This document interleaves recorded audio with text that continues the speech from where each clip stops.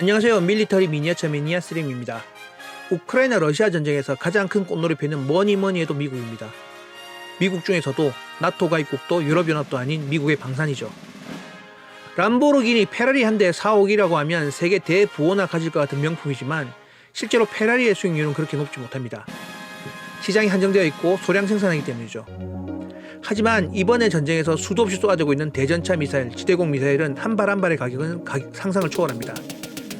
발사관의 가격까지 한 발 3억 이상 되는 미사일을 휴대한 보병들이 곳곳에 전투해 보이고 전투 화면 중에는 미사일이 날아다니는 장면이 여러 화면 포착됩니다. 미국이 한 번에 군사 지원에만 2억 달러는 날리는 상황은 드물지 않지만 한화로 2,400억 원은 분명 작은 돈이 아니죠. 무기라는 것은 쉽게 살 수도 줄 수도 없는 물건입니다.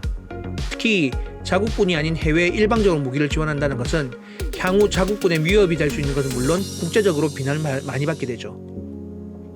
하지만 미국이 우크라이나에 대해서 대전차 무기를 지원함에 있어 미국을 비난하는 집단은 러시아밖에 없습니다. 대놓고 러시아를 지지하는 북한과 벨라루스도 미국을 비난하진 않죠.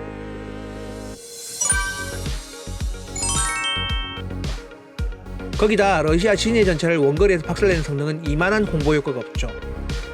그 비싼 미사일을 쏴대면서 소모하면 그 돈은 미국이 내건 우크라이나가 내건 간에 보통 우크라이나 부채가 되는 경우가 일반적입니다만 어쨌건 미국 방산업체는 미국 정부의 돈을 받게 됩니다.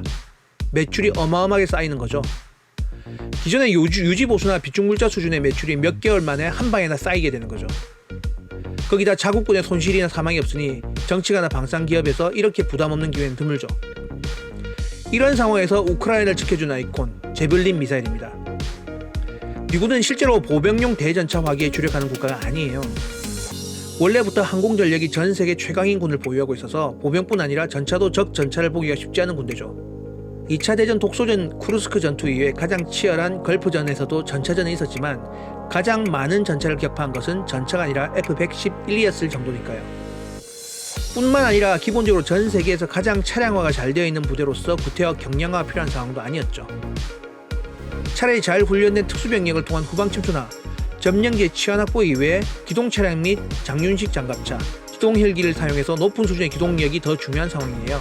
실제로 기갑 전력도 꿀리지 않고 정찰 자산도 막강해서 보병이 적 전차를 기갑의 지원 없이 막을 이유는 별로 없는 상황이었습니다.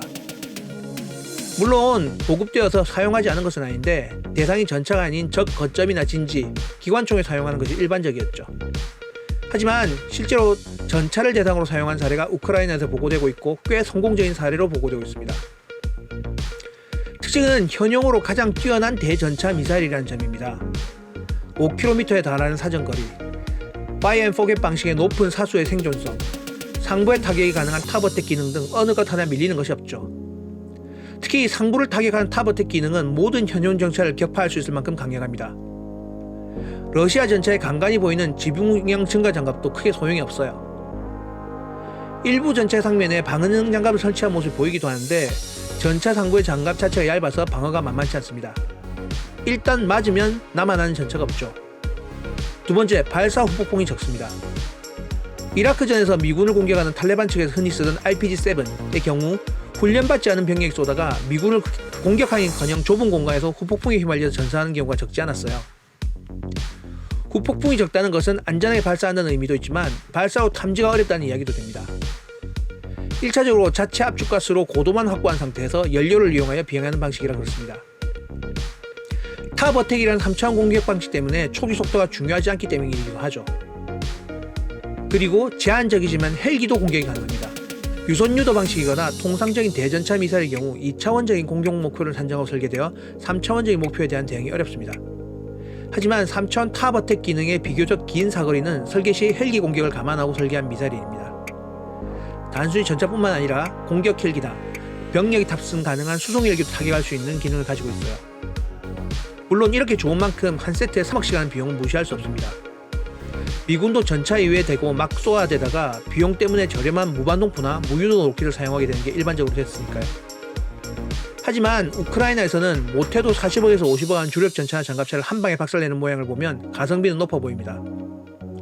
전차와 보병이 부딪히는 전투에서 방어 측의 사용을 건 경우 매우 강력한 유력을 보이게 될 것 같은 무기체계입니다.